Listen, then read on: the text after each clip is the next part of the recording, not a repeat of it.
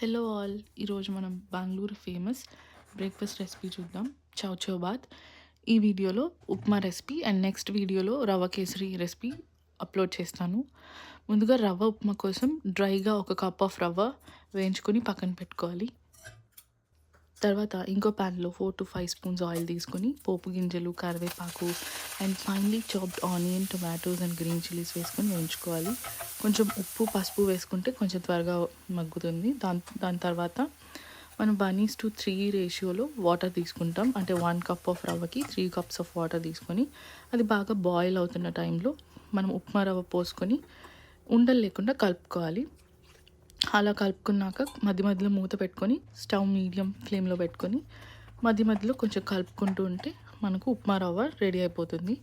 దాని తర్వాత లాస్ట్లో కొంచెం ఫ్లేవర్ కోసం కొత్తిమీర యాడ్ చేసుకొని దించేసుకోవాలి. అంతే, ఈజీ రెసిపీ. మీరు కూడా ట్రై చేయండి. అండ్ డీటెయిల్గా ఇంకా రెసిపీ మెజర్మెంట్స్తో పాటు కావాలంటే కామెంట్ చేయండి.